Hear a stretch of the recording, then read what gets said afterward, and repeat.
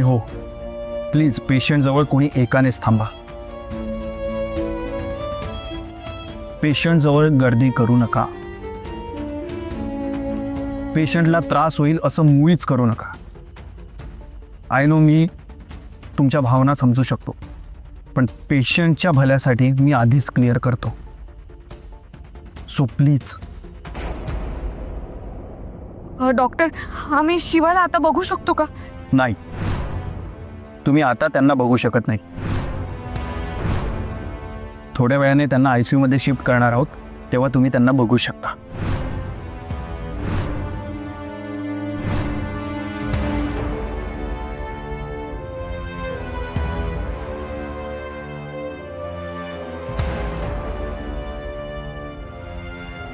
शिवा, शिवा.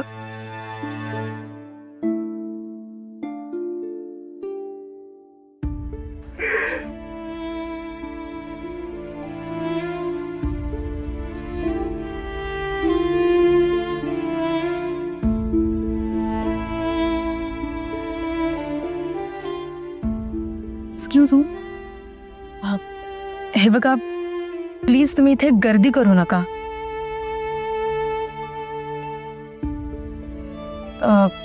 डॉक्टरांनी तुम्हाला सांगितले ना की तुमच्यापैकी कोणीतरी एकच व्यक्ती इथे थांबू शकते. मग प्लीज तुमच्यापैकी कोणीतरी एकाने थांबा आणि बाकीच्यांनी घरी गेलं तरी चालेल. आणि हो, पेशंटला आम्ही ICU मध्ये शिफ्ट करतोय. ओके? नर्स ताई, म्या थांबतो की इथं. म्या शिवाचा बाप आहे.